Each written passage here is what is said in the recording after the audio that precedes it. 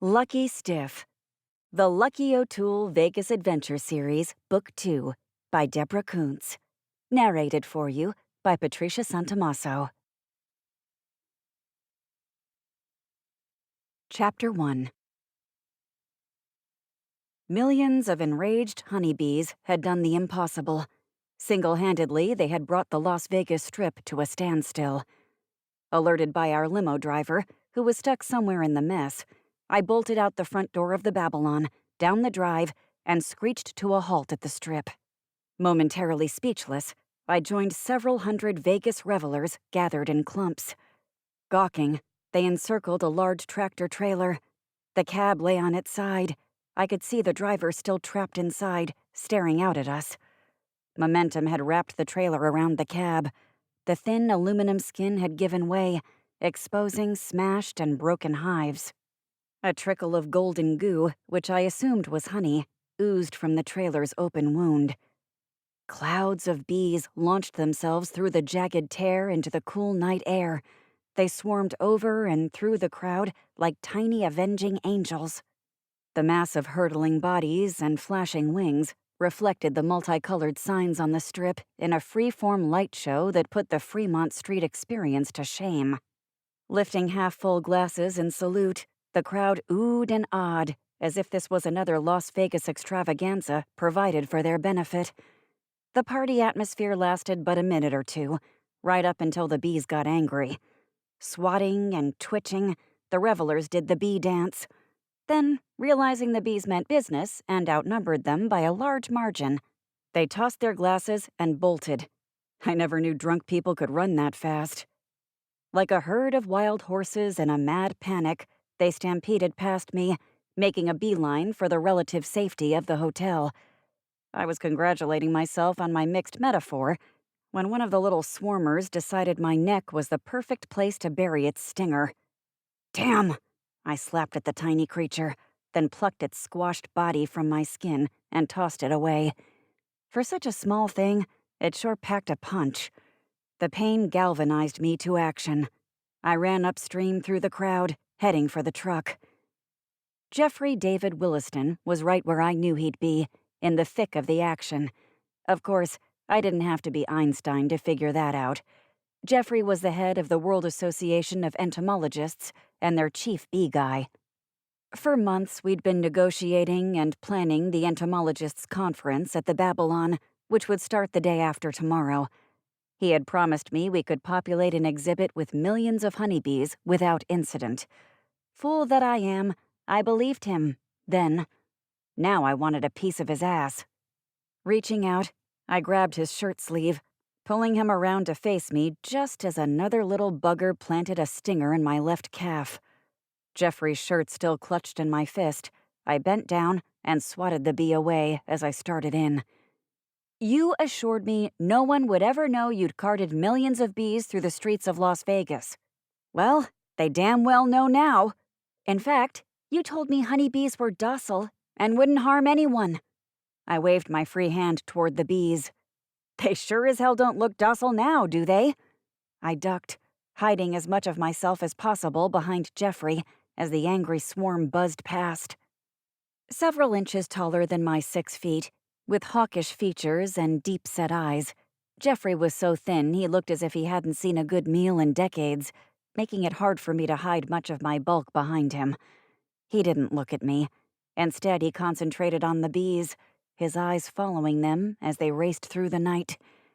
When he spoke, I had to strain to hear. "Be calm. You're agitating the bees." "Calm?" I brushed a little golden black body from the sleeve of my sweater.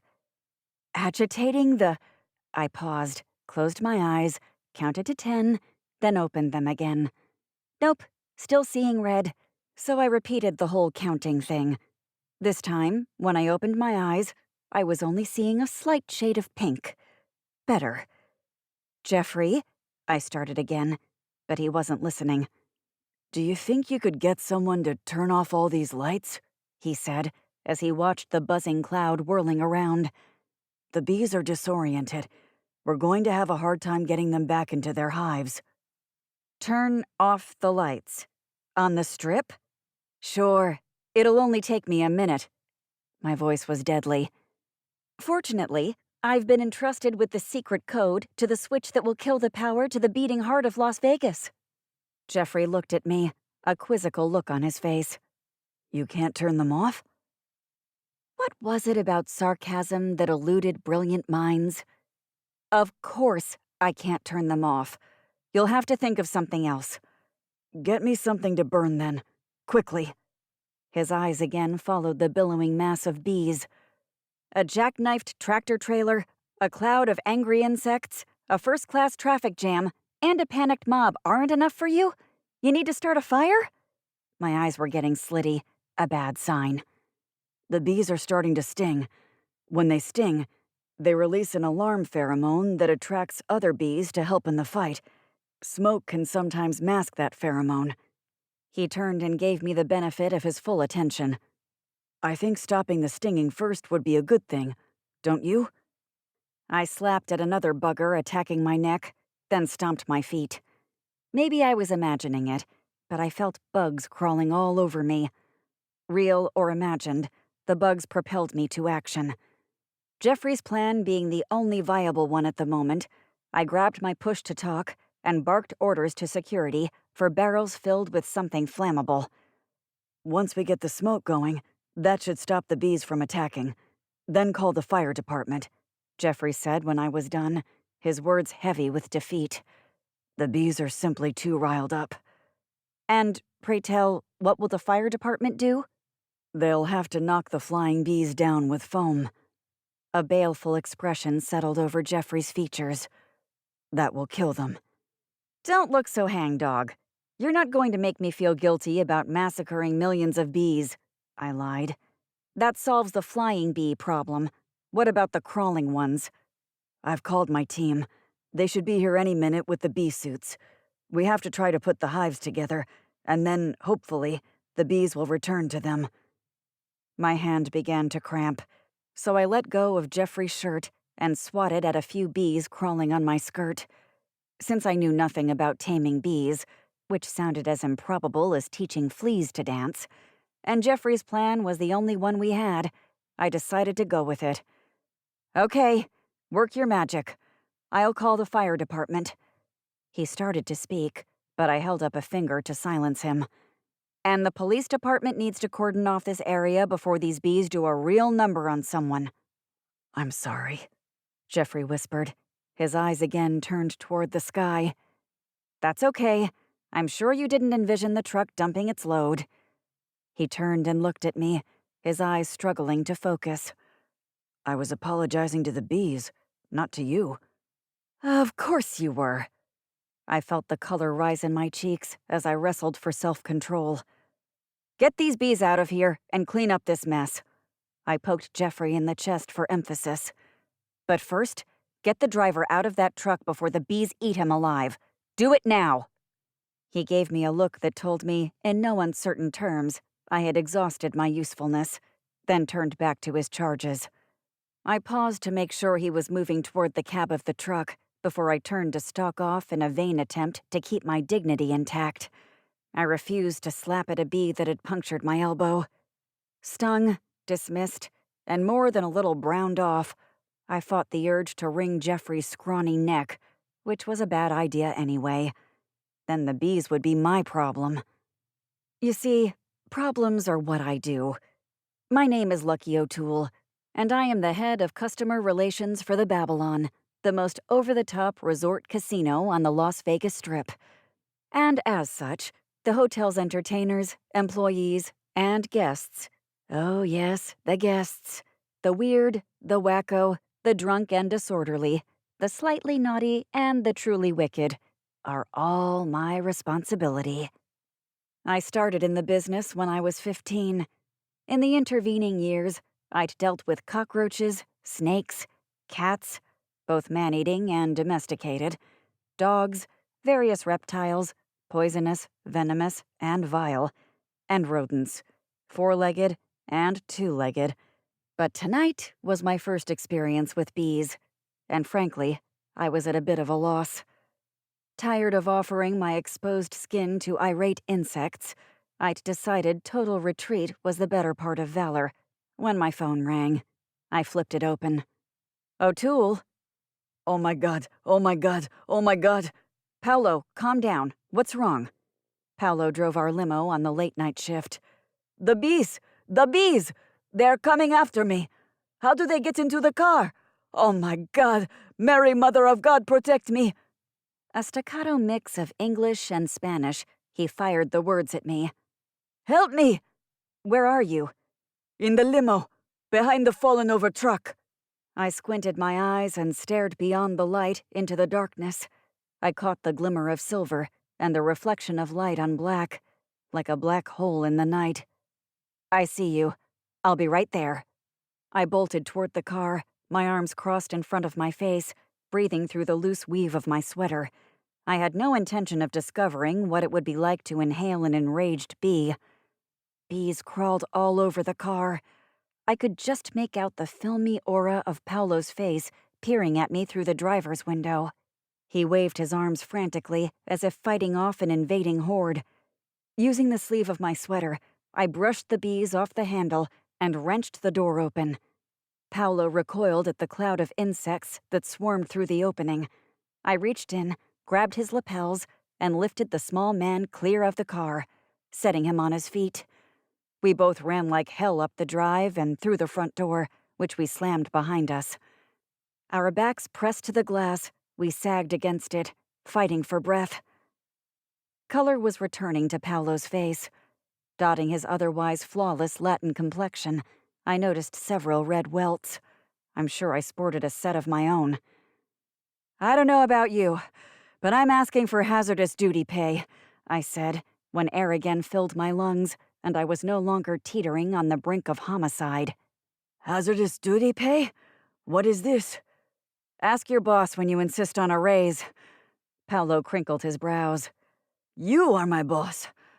All right. I straightened and smoothed my skirt. Then forget what I said. His eyes twinkled. Paolo never forgets. I raised one eyebrow as I looked at him. Then you won't forget our limo, which you abandoned in the middle of the strip? You want me to go back out there?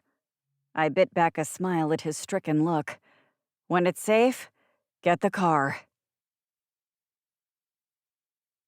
The dispatcher at the fire department didn't miss a beat when I explained the problem. She rallied the troops. Their sirens already sounded in the distance. My call to the Metropolitan Police Department didn't go quite as smoothly. In a snippy voice, the dispatcher assured me Metro had the incident under control, which I thought highly unlikely. Metro had a disdain for directing traffic and regularly left motorists to their own devices when dealing with gridlock. An interesting approach in a state with a concealed carry law. As a precaution, I keyed security again and asked for reinforcements outside to help untangle the snarled traffic before somebody started shooting. My footsteps echoed off the marble floor as I strode through the lobby. The revelers chased inside by the bees had filtered away, leaving the vast space virtually empty. I paused for a moment, drinking it all in. I rarely saw the place this quiet. 2:30 in the morning wasn't my usual gig. A work of art, the Babylon had been designed to incorporate all of the ancient wonders of the original Babylon, with a Vegas twist, of course. Large and grand, the lobby resembled an ancient temple with polished marble floors and walls inlaid with intricate, iridescent mosaics. Chihuly blown glass hummingbirds and butterflies of all shapes, sizes, and colors covered the ceiling. Long and low, the registration desk hid under the colorful tents of a bazaar that formed the pathway into the casino. The bazaar, a vast array of high-end shops, the entrance to which was on the far side of the lobby, opposite the registration desk, beckoned weary revelers and big winners. What the gambling gods gave at the tables, the retail gods could take away. We had all the best names: Chanel, Louis Vuitton, Tiffany, Cartier, Jimmy Choo, Dolce & Gabbana, Hermes, Escada, Ferrari, to name but a few. An indoor ski slope, replete with man-made snow and moguls, lurked behind a wall of glass adjacent to registration. Of course, I rather doubted the ancient Babylonians strapped on a pair of K2s and threw themselves down a snow-covered run, but after all, this was Vegas, and some latitude with reality was expected. At this time of night, all the skiers were doing the après-ski thing. The mountain was closed. Completing the picture, a winding waterway, the Euphrates, snaked through the public areas of the ground floor. Lined with flowering plants and spanned by numerous footbridges, the Euphrates was home to myriad fish and fowl. Sitting on one footbridge, half hidden from view, a man and a woman caught my eye. Anger infused their posture.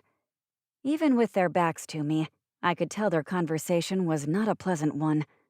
At this time of the morning, the combination of too much alcohol and too little sleep was often incendiary. As the problem solver on duty, it fell to me to put out the fires. I edged closer for a better look. The guy's wavy brown hair looked familiar. So, too, the tailored tweed jacket. Damn, the beautiful Jeremy Whitlock. What was he doing here? And what was he doing with that petite woman with long strawberry blonde hair? Actually, as Las Vegas's ace private investigator, Jeremy was often nosing around, so seeing him wasn't that unusual. But seeing him with this woman certainly was, since Jeremy was involved in a hot and heavy with Miss Patterson, my senior assistant, who was neither petite nor a redhead. The woman stood. Jeremy leapt up and grabbed her arm. When she turned to yank her arm from his grasp, I got a good look at her face. With a sinking heart, I realized that I also knew her. Numbers Neidermeyer, the scourge of every bookie in town. Our very own sportsbook manager swore the woman had no soul. I agreed with him. She'd sold it to the devil a long time ago. Numbers and I had history. When she was a blossoming oddsmaker, and I was the director of operations for one of the big boss's lesser properties, she'd tried to put us over a barrel. I'd won that round, and luckily, our paths hadn't crossed since. But if the grapevine could be relied upon, she'd continued playing the same game, although with bigger stakes. To hear it told, she'd ruined several dozen careers, not only in the gaming industry, but in professional athletics as well. Because she was the best in the business, such was her reputation that one word from her would cause the big money to jump in before the casinos could change the odds. Leaving the casinos with their pants down, she'd emerged from the various wreckages unscathed. With a glance toward the front door, Numbers turned on her heels and headed in the opposite direction, leaving Jeremy alone. We both watched as she disappeared into the casino. I wandered over to Jeremy's side. "Slumming tonight?" He jumped at the sound of my voice, then shook his head. "You have no idea." He ran a hand over his eyes. "That woman? She's a bloody cow." "Can you speak American rather than Australian?" Actually, I'd sit and listen to the beautiful Jeremy Whitlock speak Swahili if he wanted. Those brown eyes flecked with gold, the wavy hair begging to be touched, the dimples, the perpetual tan, the great ass, the delicious accent. If he and I weren't both already spoken for, I could definitely embarrass myself in his presence.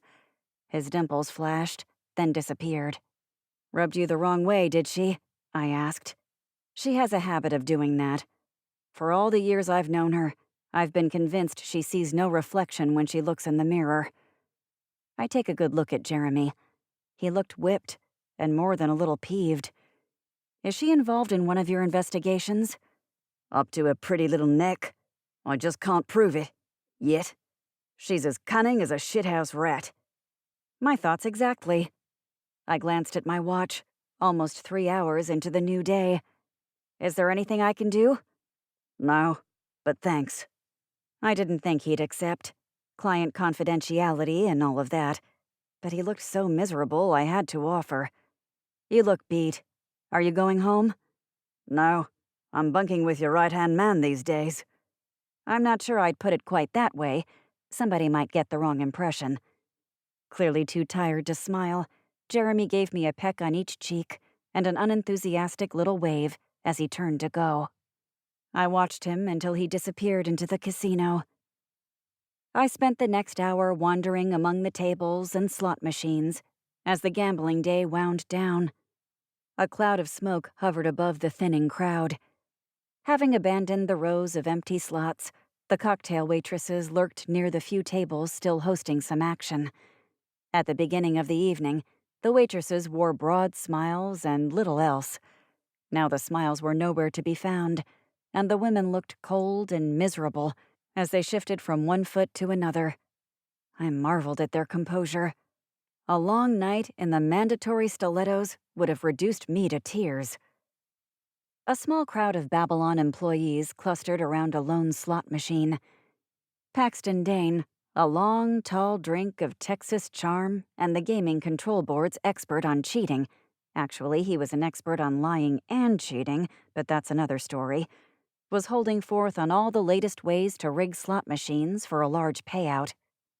The required presentations to the staff were always held at 4 o'clock in the morning, when the fewest number of quarter pushers were around. While the gambler might sleep, the hotel staff merely changed shifts, which reminded me, my shift was almost over. Just when I was actually beginning to believe I might escape on time, my push-to-talk called my name. I flipped it open, glanced at the number, then said, "Hey, Jer, what you got?" Jerry was my counterpart in security. "What did you do? Draw the short straw or something? How come the boss is working the graveyard?" "You know how I like to be in the thick of the action." "Right," he snorted. "Your main squeeze working tonight?" "Playing piano in Delilah's bar." "Thought as much. I got a call you need to take." "Sure," I said, with a sinking heart. The possibility of some shut-eye before dawn was diminishing by the second. "A guy in 12410 locked himself out of his room. The typical story. He was heading for the bathroom in the dark and went out the wrong door. Apparently, he's buck naked and hiding in the laundry room." "You checked his name against our registration records?" I asked, my brain switching to autopilot. "Yeah, they jibe." How am I supposed to ask him for ID before I give him the key? I really didn't want to go into a room alone with a naked guy who was most likely 3 sheets to the wind. "His name is Lovato. I think you can put 2 and 2 together." I whistled low. "Interesting. How'd he get a hold of you?" "Employee intercom." "On my way." After a stop at the front desk to get a new key programmed for room 12410, I headed for the elevators. Standing in front of the main elevator bank and its shiny brass doors, I took stock of my reflection. A recent makeover had converted me from bottle blonde to my natural light brown. Although I liked the transformation, I still wasn't used to the new old me. I even wore a bit of makeup to accentuate my blue eyes and those darn cheekbones that had to be coaxed out of hiding. Still tall, I'd lost a few pounds, one of the effects of falling in love. That was recent, too. My mother told me I lost the weight because now I had something else to do with my hands. My mother, Mona, ran a bordello in Pahrump. Subtlety and gentility were not 2 of her stronger suits. Once an elevator arrived, the ride was brief. I found the laundry room halfway down the hall on the right. I paused in front of the door. Should I knock? Feeling magnanimous, I decided I should. 2 taps, and a voice called out, "You better goddamn well have my key! I'm freezing my butt off in here!" I paused, savoring the moment. I didn't get this sort of opportunity very often, and I wasn't above making the most of it. This made staying up way past my bedtime almost worth it. I opened the door and froze in mid-stride. Scrunched into the far corner of the small closet, swathed in white, with a scowl on his face, sat Las Vegas's own district attorney, Daniel Lovato. Most people called him Lovey, a nickname he well deserved, but Lovey Lovato the Lothario was too alliterative for me, so I stuck with Daniel. "Daniel, isn't this interesting?" My shit-eating grin would have been impossible to hide, so I didn't even try. Oh, Jesus. O'Toole, what are you doing here? Lovey gathered the folds of sheet around him. Shut the damn door. Does Glinda know you're here? I shut the door behind me, then leaned against it, arms crossed across my chest. Glinda, in a fit of bad judgment I still didn't understand, married Daniel years ago. The fact that she hadn't killed him by now was a true testament to her self-control. I'm here with my wife. Daniel lowered his gaze and glared at me from under his bushy black eyebrows, which matched his thick black hair. Handsome, yes, but charming? To my knowledge, no one had ever accused him of that. I beat on the door, but I couldn't wake her up. Now give me the damn key. He extended his arm imperiously. With a sheet draped across his lap and over one shoulder, he looked just like a Roman emperor, except the throne from which Lovey ruled was a pile of dirty laundry. Where was my camera when I needed it? Even my push-to-talk didn't have a camera feature. I resolved to do something about that. I handed him the key. We've got to stop meeting like this. People will start to talk, and I don't want to get on Glinda's bad side. Glinda was a bodybuilder, and she scared me. Daniel grabbed the key. Wrapping the folds of sheet around him, he levered himself to his feet, then brushed past me through the door. "You're welcome," I said as I watched him stalk down the hall. Here with his wife, and I'm Mother Teresa. When our great district attorney was out of earshot, I keyed security.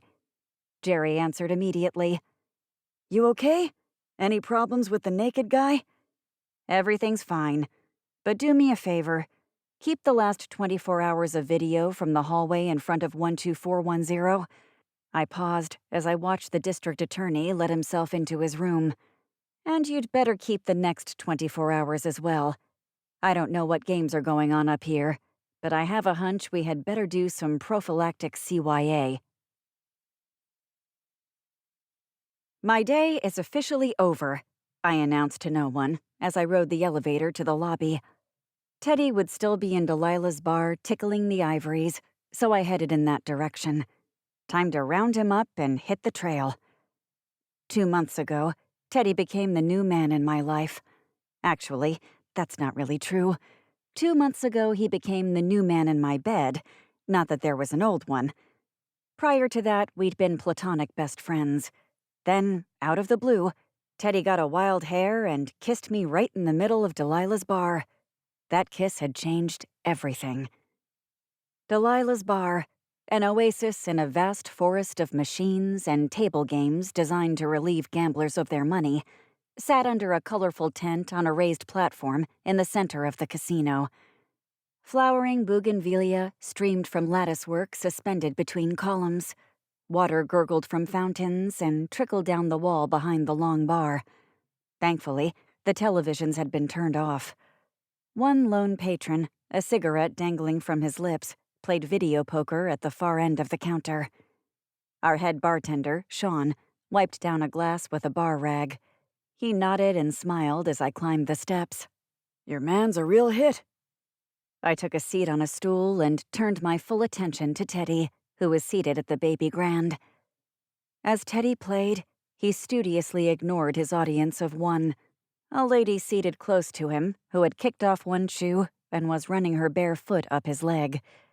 In this day and age of rampant plastic surgery, I couldn't hazard a guess as to how old she was, but she was clearly trolling, and she had taken a shine to my man.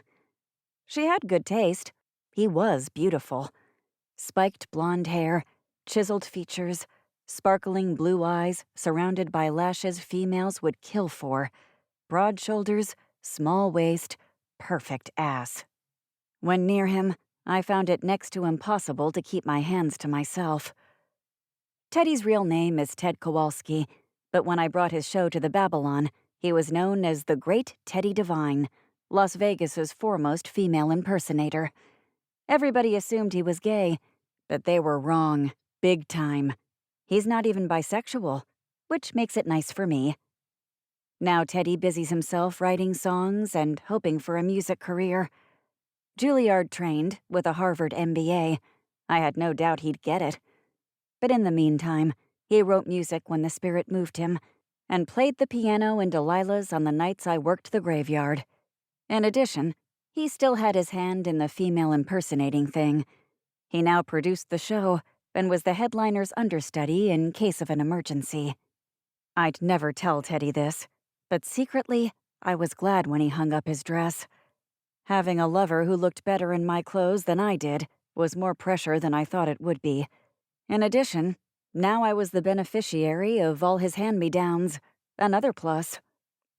His baby blues closed as he sang an old Frank Sinatra ballad. Teddy wore his ubiquitous blue jeans. Tight, but not too. They always got my attention. In place of his favorite Harvard sweatshirt, he wore an open-collared shirt, the top several buttons undone. I could see the hint of chest hair, which I sorta liked. For a long time, he waxed on a regular basis. Chest hair and his Oscar de la Renta gown with the plunging neckline would not have been pretty. Mid-ballad, Teddy stopped. Mrs. Hitzelberger? "Norma," said the lady with her foot wedged up the leg of his blue jeans. Mrs. Hitzelberger, Teddy countered, this time a bit more forcefully. Before he could continue, I slid onto the piano bench next to him. "Hey, handsome." With one hand, I turned his face fully toward me and gave him the very best kiss I could muster at almost 4 a.m. Mrs. Hitzelberger grabbed my arm and tried to pull me away. "Honey, I was here first. This one's mine." Like a flea trying to move an elephant, she had zero chance of pulling me away from Teddy, especially since he was kissing me back. "Theodore," Mrs. Hitzelberger said imperiously, "would $1,000 buy a few hours alone with you in my room?" Words prevailed where force had failed. Teddy and I broke the kiss and turned to look at her, unsure whether we'd heard what we thought we'd heard. What? Teddy asked. "A cool grand for a few hours with you." "What makes you think he's for sale?" I asked, when I finally found my voice. "Honey, everything in this place is for sale." Mrs. Hitzelberger waved her hand dismissively. "The only thing left to determine is the price." I wasn't going to argue. She was closer to the truth than I cared to think about. "If that's the case, this one," I shrugged toward Teddy, "was bought and paid for long ago." Mrs. Hitzelberger sized me up for a moment. Then she drained her drink and slid off her stool as she worked her foot back into its shoe. "Lucky you." She gave me a squeeze on the shoulder, then turned and headed for the bar. "Truer words were never spoken," I said as I leaned into Teddy. "Play something for me." He cocked his head at me. Then, a smile tugging at his mouth, he began to play. Frank Sinatra gave way to Bryan Adams. I put my head on his shoulder as he sang a beautiful song about lovers who had started out as friends. Closing my eyes, I smiled. The guy had a song for every occasion. After I'd turned over the reins of power to my youngest assistant, Brandy, home beckoned. With Teddy's song in my heart and his hand firmly in mine, I pushed through the front door of the hotel and out into the cool night air. A few bees still buzzed against the glass. Thankfully, they ignored us. At the end of the drive, we stopped to survey the damage.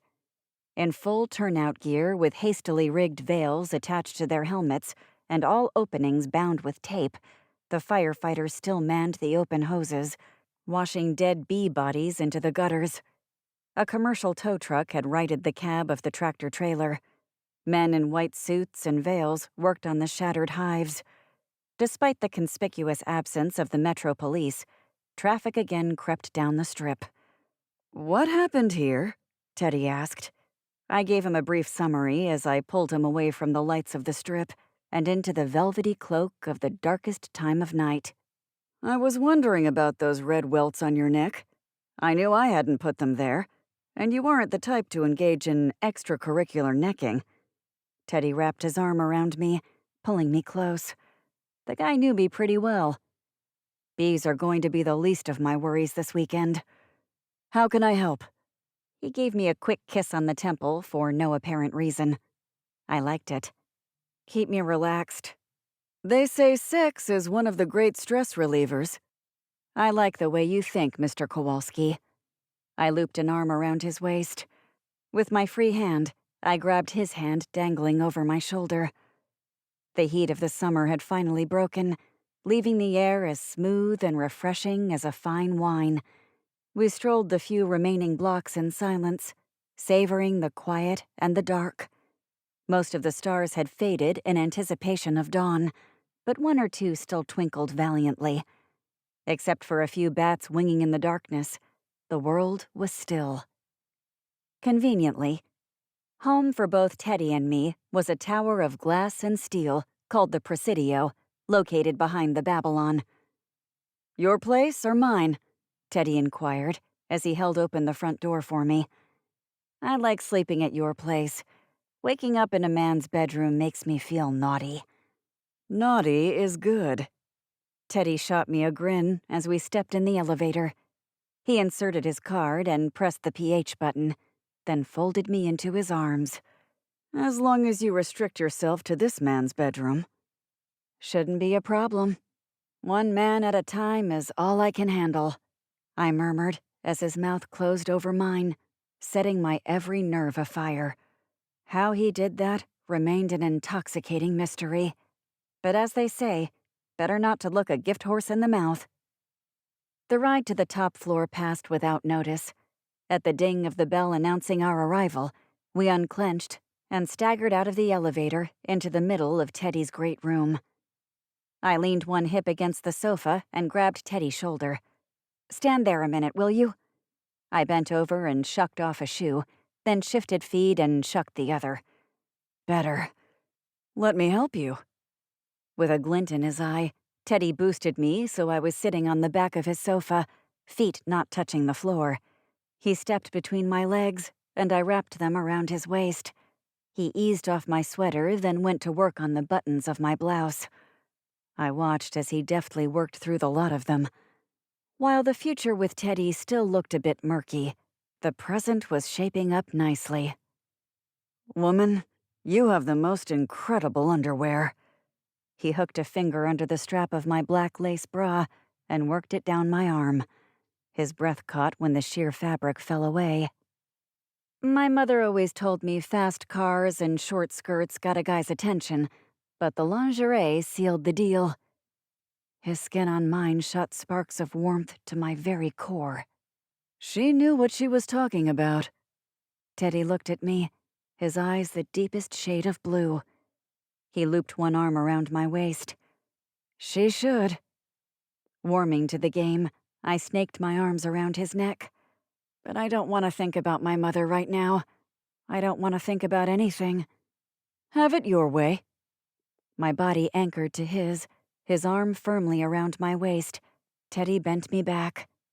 When his mouth found my exposed breast, rational thought evaporated.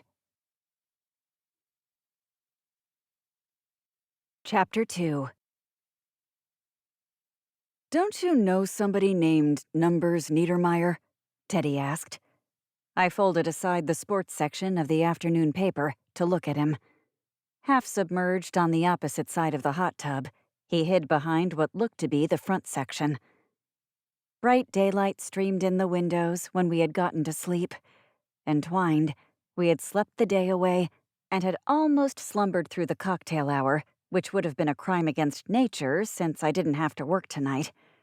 As the day faded toward night, we had decided champagne and fresh croissants, both to be savored in the hot tub on the deck, were in order. Teddy popped the cork on a bottle of Dom Perignon, which we sipped from flutes of Steuben crystal, while warm bubbles burbled around us. Our larders bare, we'd called out for the croissants, which had yet to arrive. The patio of Teddy's penthouse offered a panoramic view of the Strip, the lights pale in the fading light of day. Behind the skyline, in a ball of exploding oranges and pinks, the sun balanced on top of the spring mountains. Bordering the terrace, the privacy hedge of rose bushes verdant and laden with blossoms, infused the air with its perfume. A single hummingbird of shimmering green, a splash of ruby red at its throat, hung in the still air. Numbers Neidermeyer. If you're trying to shatter this sublime moment, you're doing a darn good job. Lowering myself until the water touched my chin, I stretched my arms along the rim of the tub. Savoring the delicious feel of the water as it caressed my body, I closed my eyes and leaned my head back. The uglies of the real world were not going to infect the rest of this day. My resolve lasted but a moment or two. Curiosity reared its ugly head. "Why do you ask?" "She's dead." "What?" I opened one eye, but didn't move anything else. Teddy extended the paper to me. "You might want to read this." Reluctantly, I floated to a sitting position and took the paper. If, in fact, Numbers Neidermeyer sported a toe tag, it wouldn't exactly ruin my day. The article was short. I scanned it quickly. Bile rose in my throat as I reached the end. Of all the ways I had imagined the demise of Miss Neidermeyer, being tossed into the shark tank at the Mandalay Bay Resort and Casino as a pre-dawn snack for the tiger shark was not one of them. Heck of a way to go. I imagined her thrashing about as the shark tore off parts. I'm very visual. Sometimes that can be fun. This wasn't one of those times. "Did you read the whole thing?" Teddy's voice was low, his expression serious. I shook my head. "Read it." I did as he said. This time I read past the part about Numbers being a tasty tidbit. Apparently, murder was sufficient to get Metro's attention. In their collective brilliance, the police were investigating the demise of Miss Neidermeyer as a suspicious death. No shit, Sherlock. Who would voluntarily hit the shark tank for a few laps? I read on. Already they had named a person of interest. The blood drained from my head. The beautiful Jeremy Whitlock was suspect number 1. I found my phone under the couch in Teddy's living room. For a moment, I wondered how it had gotten there.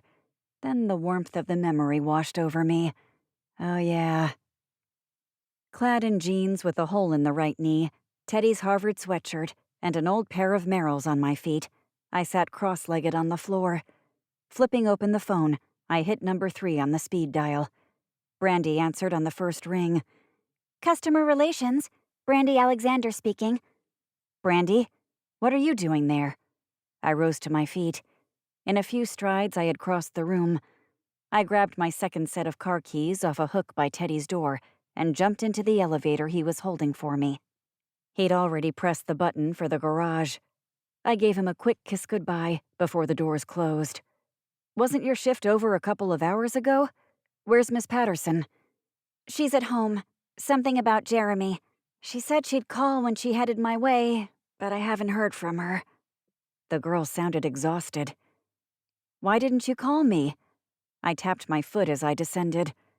One could get a good buzz from 3.2 beer in the time it took our elevators to travel from the penthouse to the garage.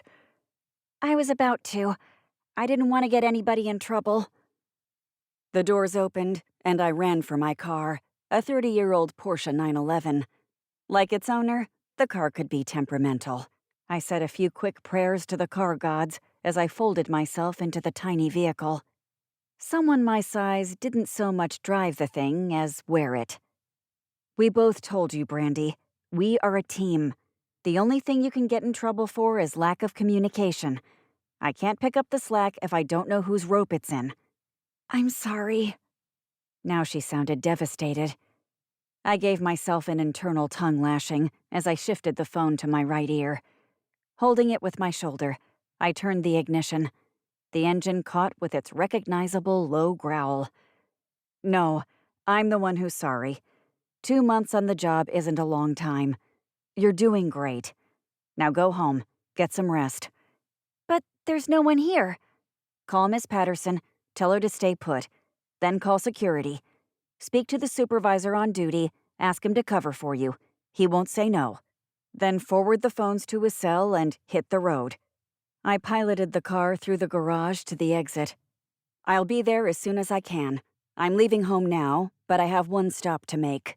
Miss Patterson lived in East Vegas, just past the airport. Traffic willing, I'd be there in 20 minutes. I'd been a bit optimistic. Cars, trucks, and the occasional RV packed the strip, and Tropicana Avenue was backed up all the way to Maryland Parkway. 30 minutes after I'd left, patience long exhausted, I finally pulled up to the gate of Miss Patterson's subdivision. An enclave of cute single stories clustered around an elaborate pool, replete with waterfall and hot tub, and bordering a public golf course. Technically, in a vain attempt at gentrification, public courses were now known as daily fee establishments, which is like calling a janitor a waste engineer. I punched in the code and waited for the gate to slowly open, then shot through the gap as soon as it was wide enough. Miss Patterson's house occupied a premier lot. 3 houses from the pool, it backed up to the first tee box, close enough to hear the golfers' expletives, which had been a bit disconcerting the first time she'd had a dinner party on the patio. Now, the invectives were part of the ambiance, or so Miss Patterson wanted everyone to believe. A black Hummer hulked in the driveway. I assumed it was Jeremy's. I wondered if that was a sticking point for the Prius-driving Miss Patterson. However, the 2 vehicles combined probably had a neutral carbon footprint, but I didn't know. I had difficulty calculating my correct bra size. Determining carbon footprints was well beyond my math skills. Wrestling my thoughts back to the business at hand was harder than usual. An early morning of bedroom calisthenics, and my brain had gone AWOL. I parked along the red-painted curb in front of Miss Patterson's house, shrugged out of the Porsche, and hurried up the drive. Lights lined the path to the door, guiding guests as night closed its grasp. A single brass sconce illuminated the front porch. The door flew open as I approached. Put together beautifully, Miss Patterson stood in the doorway. I still wasn't used to her recent transformation. Before Jeremy, who was 15 years her junior, Miss P had been a frumpy, almost 50. Now, her short golden hair purposefully spiky, her makeup understated, competent yet stylish in her tailored pantsuit and heels, she personified fabulous feisty 40-something. A cascade of golden chains and flashes of gold at her earlobes added glitz. Altogether, she presented the embodiment of a future head of customer relations, if you ignored the scrunched skin between her eyes, the dark circles beneath them, and the taut line of her mouth. Lucky. Thank God. Miss Patterson stepped aside, welcoming me inside. I knew you'd come. Brandy got a hold of you? I walked down the small hallway to the great room at the back of the house. Overstuffed couches, dotted with throw pillows in bright colors, filled one side of the great room. A glass-topped dining room set, each chair a different color, occupied the other side. A curved bar separated the kitchen from the other areas. Pastels and watercolors, each capturing a different mood of the desert, graced the walls. Plants softened the corners. Floor-to-ceiling windows, framed with plantation shutters, extended the length of the back of the house. Photographs of friends and family, lovingly displayed, nestled among the books in the bookcase and dotted the coffee table. As I parked myself on a couch, I picked up the photo of the 2 of us taken at the Babylon's opening gala. Arms thrown around each other's shoulders, we grinned like fools and looked like we'd had far too much to drink, which we had. Unfit to drive home, Miss Patterson had spent the night at the hotel. Somehow I had staggered home. I still don't remember how. It had been a great night. She said you'd called, and I was to stay put. Knowing you, I figured you were on your way. I set the frame back on the table. Is Jeremy here?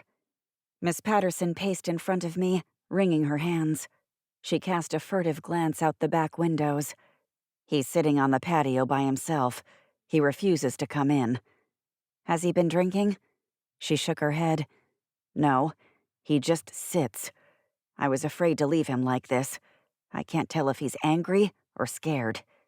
Both, I suspect. I pushed myself to my feet. Let me handle your Aussie. Are you up for work?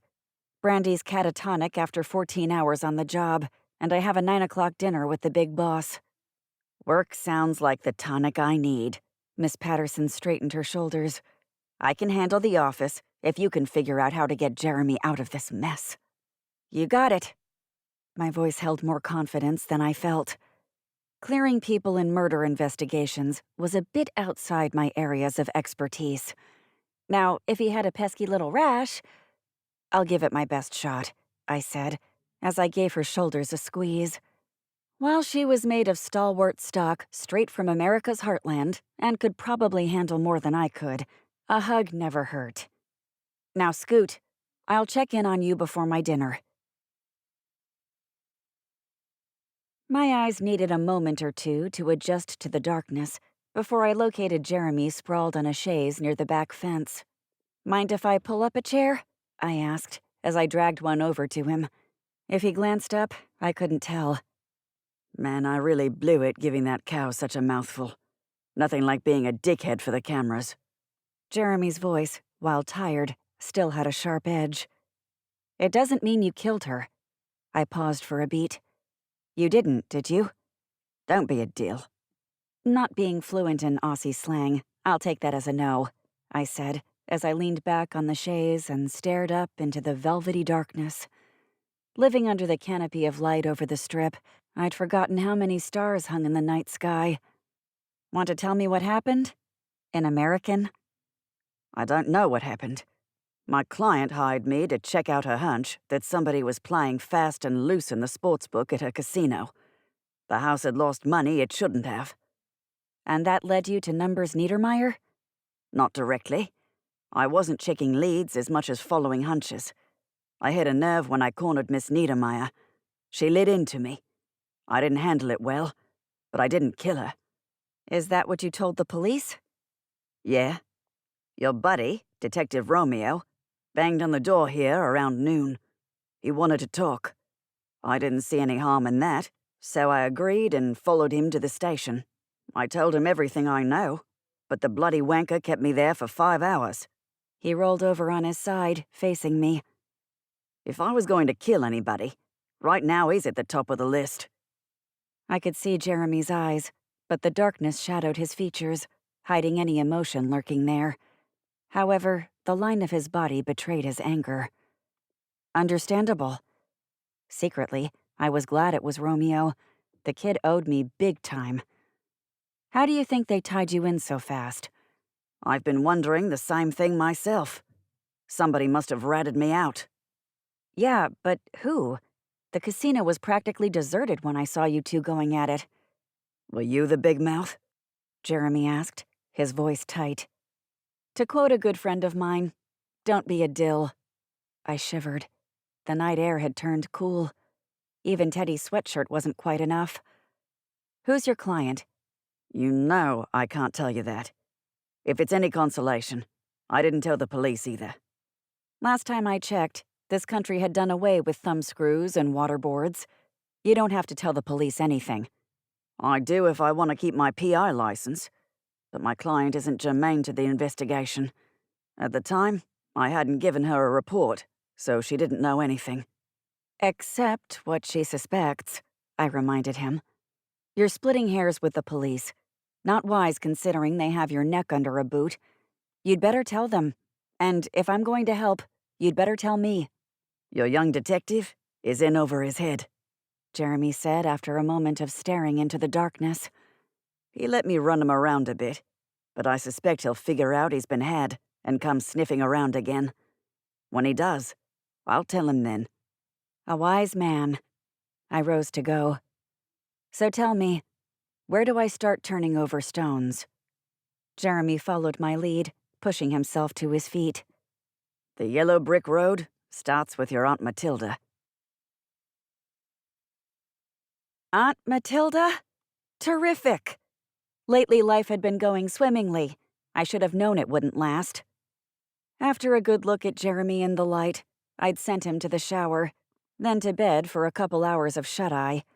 Matilda wouldn't be receiving guests until at least 11, and, in the meantime, I had a dinner with the big boss. This time I drove more sedately as I piloted the Porsche toward the Babylon. Earlier, when I was coming the opposite direction, halfway to Miss Patterson's and weaving in and out of traffic like a maniac, I realized I'd left my purse and my driver's license with it at the office when my shift had ended early this morning. At 4 in the morning, I was lucky to still have my sanity intact. Rounding up personal possessions was an impossibility, so my prized Hermes Birkin bag, a gift from the big boss, was locked safely in my office, I hoped. Traffic much lighter now. In the 15 minutes it took me to get back to the Strip, I barely had enough time to chase down the young Detective Romeo on his cell and invite him to breakfast. Since Miss Patterson always parked in my parking space, I spent another 10 looking for an appropriate place to stash my baby. Not finding anything, I gave up and turned her over to the valet. Miss Patterson manned her desk in the outer vestibule. She looked up when I entered. Worry clouded her eyes. "How's Jeremy?" I shrugged. Shaken? Angry? I sent him to bed for a couple of hours. "This is going to be okay, isn't it?" "Sure. In time." "But the police are doing their job," I said, finishing her thought for her. I headed toward my office with Miss P in trail, clipboard in hand. "Speaking of which, expect a call from Romeo. He'll want to verify when Jeremy came home." Her eyes widened. "What should I tell him?" "The truth." I stopped before rounding my desk and gave her hand a squeeze. As corny as it sounds, the truth will win the day. We just have to find out what exactly the truth is. Trust me. I adopted an exaggerated stance with a hand in the middle of my chest and, I hoped, a semblance of a grin on my face. "Really? Have I ever let you down?" She tried to smile, but didn't quite make it. Taking a deep breath, she gave herself a reassuring nod, as if giving herself a talking to. Then, focusing on her clipboard, she switched gears and started in with the rundown. "Jerry called. He said he had the tapes of the 12th floor you wanted. The police seized all the tapes from the lobby and the casino cameras. There were too many for him to make copies in the time he had." The police showed up pretty quick. I checked my closet for my Birkin. Still there. "You wouldn't happen to have a copy of their search warrant, would you?" Miss Patterson gave me a look over the top of her glasses. "Of course you do.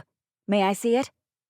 She pulled a piece of paper from under the clip and handed it to me as I plopped myself in the chair behind my desk. Miss Patterson remained standing. "Would you sit?" I said as I scanned the document. "You're lurking, and it's making me nervous." Miss Patterson perched on the edge of one of the chairs opposite the desk. She looked like a bird ready to take flight as she waited while I finished reading. Our very own district attorney had signed the application, and Detective Romeo had John Hancocked the probable cause affidavit. Interesting. "Anything else?" I asked when I'd finished. Miss Patterson scanned her list. "Not of any importance, for now." "That will change." The biggest fight of the year was scheduled for this Saturday night. A guarantee of $64 million had lured Tiny Tortilla Padilla out of retirement for one final fight. His opponent, the current title holder, was some upstart from Germany who had fought to a 46-0 record. The promoters anticipated a record crowd. The first wave would hit tomorrow, but the real craziness would begin the day after, on Thursday. We'd doubled the security staff to handle the incendiary mix of Hollywood celebrities, big money, and hookers, both professional and amateur, from all over the country. The good ones cleared 30 grand in the 3 days spent flat on their backs. Sleep for me and my staff would be in short supply. We had the unenviable task of trying to keep a lid on this insanity, and now I had Jeremy's problem dropped in my lap. Good thing I didn't need much shut-eye. "I think we're ready." Miss Patterson's eyes scanned down her list. "I can't imagine anything we've missed." "There'll be something. There always is." Las Vegas had the same problem with fight weekend that the military had with war. What we prepared for was rarely what we got. "Have we heard anything out of LA?" Unbeknownst to Teddy, I'd sent a CD of his original tracks to an agent I knew in California. Impressed, she'd been schlepping the thing all around Hollywood and Vine, or wherever the center of the West Coast music biz had migrated to. Miss Patterson, my co-conspirator, shook her head. Not yet. I rose and rooted around in my closet. Dinner at the Big Boss's required more than tattered jeans and Teddy's sweatshirt. Several outfits covered in plastic hung in the very back. This wasn't the first time I'd found myself short on time and in need of an appropriate costume. Heard anything out of Mr. Padilla's camp? Not a word. For a big-time fighter, he has the smallest entourage I've ever seen, and they don't ask for anything. Miss Patterson finally settled back in the chair. The staff really likes him. He doesn't gamble, he doesn't drink, he's approachable and friendly, and he tips big. I heard the employees were thinking of adopting him. An interesting idea, but I don't think it's possible. When she was looking the other way, I snuck a peek at Miss Patterson.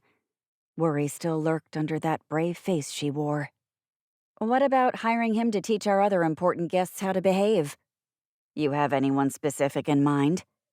The whole Hollywood crowd, for starters, I said. You'd think etiquette and class died with Fred Astaire. Frankly, I don't think Mr. Padilla wants to leave, Miss P noted. Tiny Tortilla Padilla had been in residence in the Casbah, our high roller apartments, for a month now. I'd checked on him a couple of times, but he was amazingly maintenance-free. With a staff-to-guest ratio of 5-to-1, I can understand his reluctance to return to the real world. I ducked into Miss Patterson's vestibule, then stepped behind the partition separating it from a minuscule kitchen area. My office had a wall of windows overlooking the lobby. I'm not shy, but I draw the line at stripping for the guests. Doesn't he have a bunch of kids? I raised my voice so it would carry to my office. 15. Somebody ought to tell him what causes that, I said, but I didn't even get a chuckle from my audience of one. Keeping in mind I would be calling on Aunt Matilda after dinner, I chose a pair of tight suede pencil pants in a muted shade of olive, a silk tunic in peach and gold cut to the very edge of decency, and strappy, gold, knock-me-down-and-fuck-me shoes. Miss Patterson was suitably impressed when I reappeared. Wow! What's the occasion? You and Teddy going partying at Babel? I wish. Babel was our new lounge. Technically, it had been open for 6 weeks, working out the kinks. Don't even ask me how much of a problem the clear retractable cover for the pool had been. Finally, we had given up and turned the pool into a giant aquarium with a permanent clear cover that served as our dance floor. We'd stocked the thing with all manner of flesh-eating pretties from the deep, which, come to think of it, made it sort of creepy in light of the late Miss Neidermeyer. Officially, the grand opening bash was this weekend, when the Hollywood crowd would be fully represented. I have a date with your squeeze after dinner, I told her. We're going on a fact-finding mission. Miss Neidermeyer? A little concern crept into Miss P's voice. Worried? I shot her a lopsided grin. Don't be a dill. The big boss's apartment occupied the top floor, the 52nd, of one wing of the hotel. My magic card, inserted in the appropriate slot, released the elevator to take me there. The doors opened, depositing me in the middle of the living room. Teak flooring imported from somewhere in Indonesia and burnished to a rich sheen covered the entire 3,000 square feet. Hand-knotted rugs from the Middle East, each populated with a cluster of sturdy furniture made from the hides of different beasts and woods from different continents, dotted the expanse. Brass sconces cast a muted glow on leather-finished walls. Lesser original works by the Grand Masters, smaller pieces from the big boss's extensive art collection, hung reverently in appropriately lighted spots. A fire danced in the movable fireplace, which tonight was placed next to the dining table, set for 2. The big boss stood at the bar, his profile outlined by the lights of the strip shining through the windows behind him. A short man with salt and pepper hair, He wore his ubiquitous suit perfectly tailored to his trim frame. Tonight's suit was gunmetal gray, his shirt white, his tie violet. Very old school, he secured his collar with a gold collar bar encrusted with pave diamonds. You want the usual? Please. I watched him work, a maestro with various weird and wonderful healing waters. Frankly, I didn't need the usual. Wild Turkey 101, neat. My stomach was already punishing me for 2 glasses of champagne in the hot tub. What I needed was food. But nobody, me included, said no to the big boss. The world knew the big boss as Albert Rothstein, a Las Vegas legend. He hired me when I was 15 and had lied about my age. At the time, I didn't know he was also my father. I didn't learn that tidbit until a couple of months ago when he decided to come clean. It had taken a near-fatal heart condition and impending major surgery for him to find the need to tell me. When I was very young, he and my mother had reluctantly parted ways. A golden boy in the casino business would never have been allowed to marry a hooker. The choice had been simple: a good career with infinite possibilities, or squalor with a former prostitute and an illegitimate kid. Since my parents had nothing, they made the obvious choice, and they'd carried a torch for each other ever since. When I thought about it, it made me sad. All that time lost. However, from all appearances, now that the cat was out of the bag, at least among the family, they were making up for lost time. I really didn't want to know. I loved them both, but I didn't want the details of their sex life. Even at my age, the thought of my parents in flagrante delicto left me queasy. After the big boss dropped the bombshell, my life had gone on pretty much the same. I insisted nobody be told about our familial ties. I just wanted to be the same Lucky I'd always been.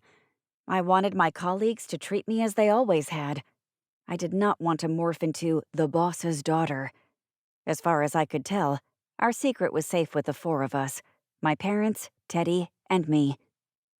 As if my hunger had summoned him, the elevator dinged its arrival, and a black and white clad waiter stepped out, pushing a cart laden with covered dishes.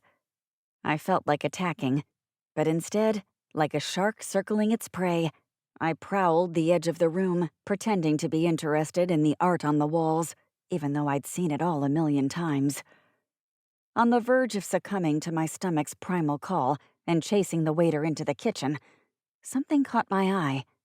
Various small origami creatures frolicked on a small side table: a herd of tiny elephants, a couple of dogs, a cat, and a bird, all made out of folded $100 bills.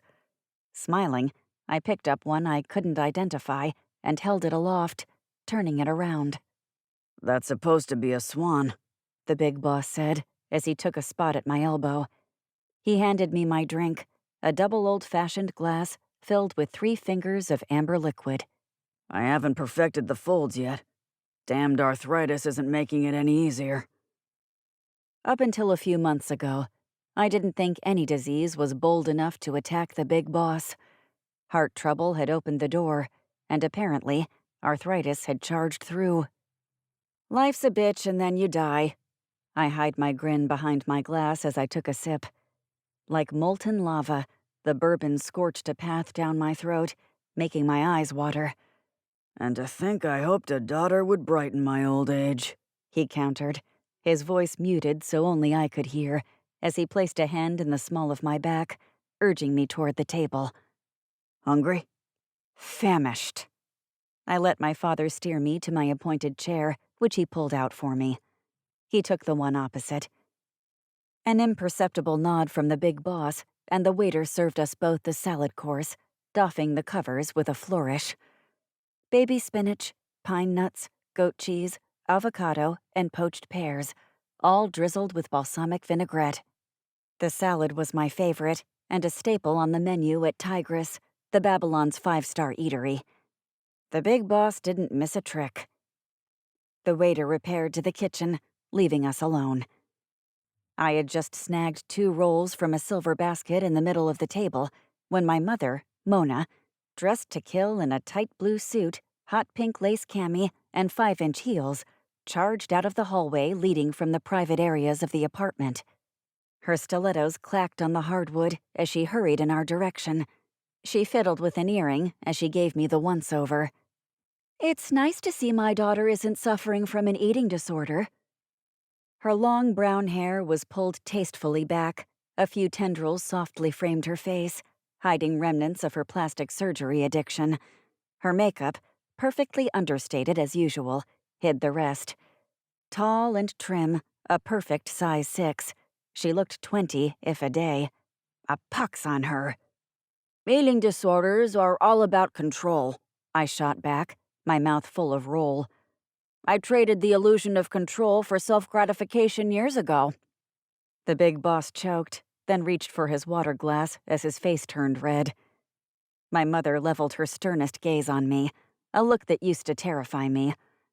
"Really, darling, carbs are the food of the devil. Just wait. Once you hit 40, your hips will be as big as a house." "How sad you're not joining us, Mother. My well of guilt is getting kinda low." "Tempting, dear, but I have a previous engagement. I'm holding a press conference." "What?" my father and I said in unison. "A young woman approached me last week. She is absolutely gorgeous, but her family is poor as church mice. And the best thing, she's a virgin." My mother acted as if this were normal dinner conversation. My father and I could only stare. "And," my mother continued, clearly warming to the subject, "she wants me to auction her virginity." No way, my father roared as he jumped to his feet. "You are not going to—" "Don't be silly." Mother put a slender hand in the middle of his chest and daintily pressed him back into his chair. "Of course I am. Think of the publicity. It'll hit the internet like wildfire." Mother had a point. "She's 21?" I asked, the businesswoman in me overriding good taste. "I have a certified birth certificate." Unable to resist, I asked, "I assume you have a certified virgin certificate as well?" She gave me a crisp nod and a "do you think I'm stupid" look. "Morris Feldman did the exam." I shuddered. Dr. Feldman was the reason all of my doctors would now and forevermore be females. "You have it in writing?" "Sworn, signed, and notarized." Like a fan at a tennis match watching a rapid-fire rally, my father's head swiveled as he glowered first at one of us, then the other, then back again. After a few exchanges, he found his bellow. "Have you both lost your minds?" My mother waved the fingers of one hand at us. "Ta-ta! Have a lovely dinner." I grinned as she sashayed to the elevator and disappeared inside. My grin vanished as I looked at my father across the table. His face bright red. He looked as if he might stroke out at any minute. "I'm sorry. I know I shouldn't encourage her." I tried to adopt my most contrite expression, but my grin kept threatening to burst through. "I can't help myself. It's an ingrained habit." "You and your mother are going to be the death of me." His mottled complexion faded a bit. He shook his head. "Why I even told you about your parentage, and I demanded Mona be a presence in my life again." "I don't know what you were thinking." "I thought my days were over. I certainly wasn't considering the mess I was creating if I survived." A grin tugged at one corner of his mouth. His complexion was returning to normal. "You had died once that day already," I noted. Satisfied I didn't need to call the paramedics, I again dove into my salad. "Who can do anything about your mother?" he said aloud. "I don't know why I even try. She's going to do what she wants." "She always has," I agreed. I mopped my empty salad plate with the last remnant of a roll. "So, what did you call this meeting for?" Seamlessly, the big boss shifted gears. "I've done as you asked. I've hired a new chef to develop a premier restaurant atop the Athena." The Athena was an aging Las Vegas grande dame that had seen better times. The big boss and his money people had acquired her after Irv Giddings, the previous owner of the Athena, had conspired to frame the big boss for murder. The big boss was still licking his chops over that one. I had to admit, seeing Irv Giddings in an orange jumpsuit had done wonders for me as well. "Tell me about him." I breathed deep as the waiter appeared from his hiding place behind closed doors in the kitchen. With a flourish, he delivered a plateful of roast duckling with Madeira sauce, asparagus with hollandaise, and herbed rice, setting it in front of me after removing the salad plate. I forced myself to wait until my father had been served and had taken his first bite. Then I attacked my meal with relish. The big boss had done his homework. As I ate, he regaled me with minutiae about the Frenchman, where his parents were raised, where he attended, école maternelle, école primaire, and lycée. I had no idea the big boss knew so much French. Either that, or he was pretending, but you couldn't prove it by me. Warming to the subject, he continued the story. However, when the big boss started telling me about a pretty little au pair and the young Frenchman's subsequent loss of his virginity, clearly the big boss had split more than one bottle of wine with the guy, or the Frenchman was more forthcoming than most men I knew. I drew the line. "Boss," I interrupted, "we aren't hiring him for breeding purposes." What? His face started getting splotchy again. "Just his name and his cooking credentials will do." Insubordinate, ungrateful, he murmured while he concentrated on his dinner. A minute passed before he began again. His name is Jean-Charles Bouclé. He's your age, give or take. He studied at La Sorbonne and Le Cordon Bleu in Paris, then apprenticed under several famous chefs, Daniel Boulud being one of them. After opening his own restaurant in New York last fall, he's the gastronome extraordinaire of the culinary world, the toast of those in the know. It's quite a coup for us to get his Vegas location. "And what did you promise him?" I guaranteed him enough hotel comps that his restaurant will be successful even if not one customer opens their wallet. "Pretty pricey bait." I dabbed at the corner of my mouth with my napkin as I wondered when the Vegas hotel business had quit being about good service and gambling. Now it was all about celebrities, Hollywood types, and gastronomic types. He'll be worth it. The buzz is already starting. The big boss looked at me as if he read my thoughts. "The reopening of the Athena is still a year or more away," I pointed out. "I've been more concerned with filling the restaurant space in the bazaar. We'd recently closed an Italian place that wasn't pulling its weight in our retail area. Boarded up space gave the wrong impression." That's the best part. Jean-Charles has agreed to take over that space. He's doing a high-end burger bar. He said he always wanted to play around with the American hamburger. "As long as he understands horse meat is illegal for human consumption in this country." The big boss gave me the look. He said he could be open by Saturday with a limited menu. "Really?" He's bringing a skeleton staff with him, enough to get started, my father said. He'll handpick the rest from our employees. I want you to handle the transition and see that he has everything he needs. "Sure." Hadn't my father ever heard about the straw and the camel's back? I wondered if cloning myself was a viable option. Is everything set for the opening of Babel on Saturday? The big boss pushed his plate away, then rose and stepped to the bar. The headliner, remind me who she is again? He poured us both a healthy snifter of Napoleon brandy. Reza Pashiri, an Indian import known the world over as simply Za. Apparently, she has the sound, whatever that is. Regardless, she's the hottest Pop-Tart on the planet right now. I sipped my brandy. From what I'd heard, Little Miss Za was going to be a pain in za caboodle. She liked handsome men or beautiful women, depending on her mood. Her suite had been feng shuied, the air ducts taped, the fridge stocked with Fiji water and Polish vodka, and the beds made with 1,200 count cotton and goose down.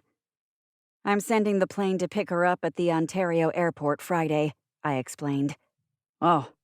The boss was as clueless about these things as I was. Is she the only one? "No. We also have engaged the hottest DJ and multiple lesser luminaries." I thought the fact that disc jockeys now rose to the ranks of stardom was the first sign of the apocalypse, but in a culture that could worship talent-free heiresses, Why should I be surprised? I joined the big boss at the window, where we both reveled in the light show of the strip. I remember when we could get Frank and Dino and Sammy with the promise of a good time. Now that isn't enough. The big boss sounded tired. The doctor said his heart was healing, but it was a long road back. A serious 6 figures and you're in the ballpark. His face wore a sad look. Frank Sinatra for nothing back then, versus the flavor of the month for serious green now.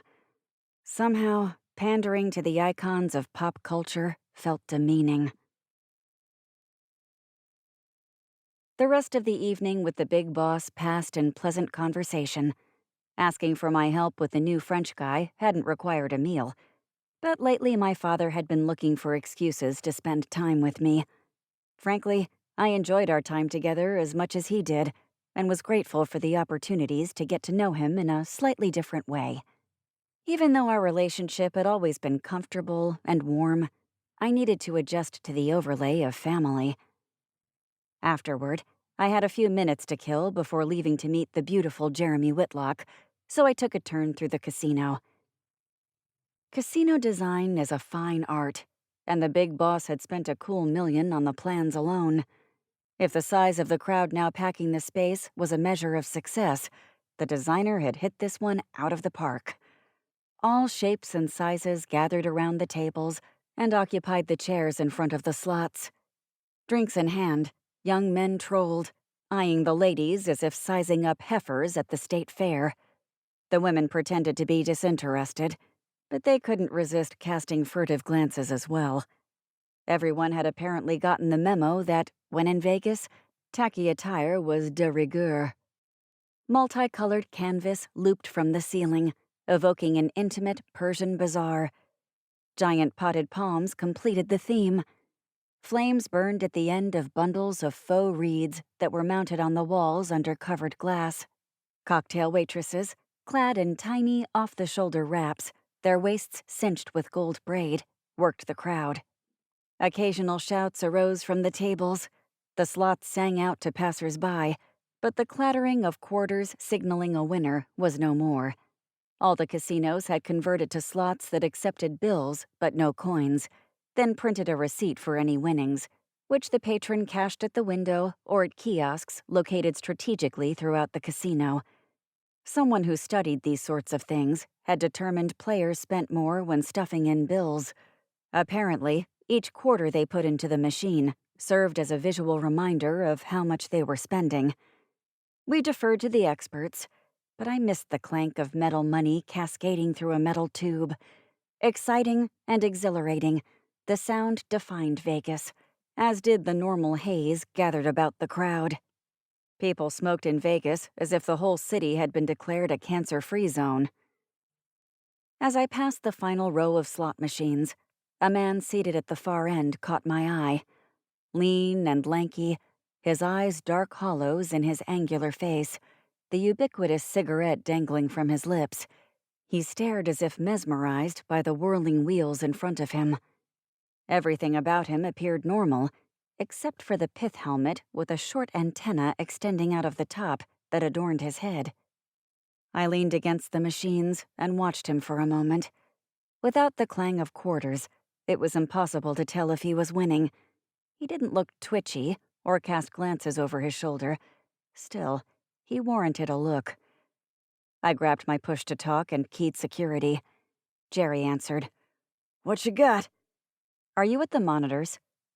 Security had a wall of screens displaying live feeds from cameras watching all the public areas of the property. "I can be. Give me a sec." I waited while Jerry repositioned himself. "Okay, shoot," he said when ready. "You see the guy in the pith helmet in the last row of slots on the west side of the floor?" "We've been watching him for about 10 minutes, but we haven't seen anything weird." "You mean beside the antenna?" I let a hint of sarcasm creep into my voice. "There's an antenna?" Jerry's voice took on a hard tone. "About an inch long, hard to see. He's probably just talking to aliens, but on the theory that the best place to hide something is in plain sight, Why don't you have a couple of your guys check him out? Are you thinking he might have an electronic transmitter in there? It's a long shot, but we don't want him messing with our equipment. It's bad for the bottom line. I'll take care of it. Thanks. I started to rehook my phone in its cradle at my waist, then thought better of it. Instead, as I pushed myself upright and started toward the front of the hotel to retrieve my car from the valet, I hit number 2 on the speed dial. Teddy answered, just as I thought his voicemail would pick up. Hey, beautiful. Are you coming home? He sounded excited and distracted at the same time, the perpetual emotional state of a composer. I didn't have time to ask what he was up to. Jeremy and I have an errand to run, then I'll head your way. I can't imagine I'll be more than a couple of hours. Call me when you two are done, okay? Sure. I started to ring off, then remembered. Hey, would you do me a favor? Anything, he said, sounding like he meant it. Would you TiVo the 11 o'clock news? Mother's invited the media to her press conference. I gave the high sign to one of the valets, and he bolted into the darkness. Press conference? What is she announcing? What? Me tell and ruin it for you? No, you'll have to find out for yourself.